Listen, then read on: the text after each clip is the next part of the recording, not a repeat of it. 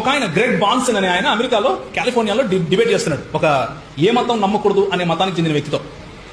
Okay, debate చేస్తూ ఆ వ్యక్తి అడిగాడు, show me one thing that is true, logical but not real.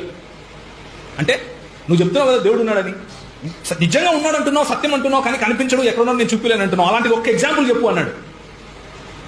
చెప్పండి ఏంటి ఎగ్జాంపుల్?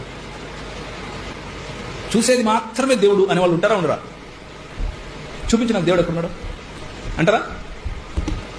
దేవుడు ఉన్నాడు చూపించండి అని అడిగే ప్రశ్న వెనుకున్న ఆంతర్యం ఏమిటి అంటే, ఏదైనా సత్యం అనేది ఉంటే అది కనిపించి తీరాలి, లేకపోతే మన ఇంద్రియాలలోకి ఇమడగలగాలి. స్పర్శ, రుచి, వాసన, రంగు అంటే కళ్ళతో చూడగలిగింది. 5 పంచేంద్రియాలు ఉన్నాయి. ఆ పంచేంద్రియాల ద్వారా స్పృశించి తీసుకోగలిగిందే, లేకపోతే రుచి చూసి తీసుకోగలిగిందే, విని తీసుకోగలిగిందే నాలెడ్జ్, లేకపోతే జ్ఞానము అన్నది ఎంపిరిసిజం అంటారు దీన్ని, ఎంపిరికల్ నాలెడ్జ్.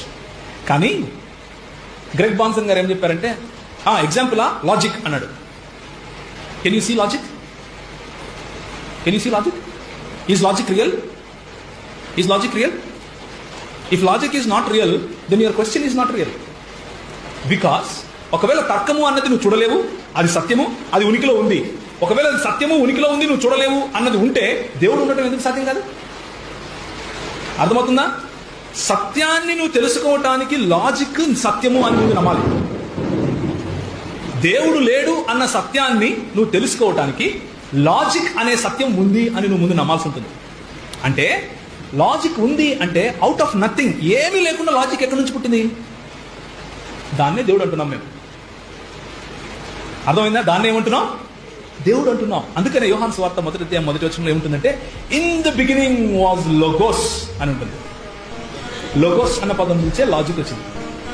ఆది యందు ఏముండెను? లోగోస్ ఉండేను. లోగోస్ నుంచి లాజిక్ వచ్చింది. లాజిక్ అన్న పదానికి మూల పదం లోగోసే.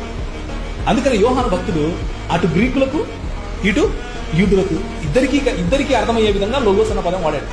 యూదులకు లోగోస్ అంటే దేవుడే స్వయంగా, గ్రీకులకు లోగోస్ అంటే అన్నిటినీ మించిన వాస్తవం. ఆ రెండింటినీ కలిసేటట్లుగా యోహాను భక్తుడు లోగోస్ అన్న పదం వాడాడు. కాబట్టి దెర్ ఇస్ నో వే దేవుడు లేడు అని చెప్పడానికి ఇంపాసిబుల్.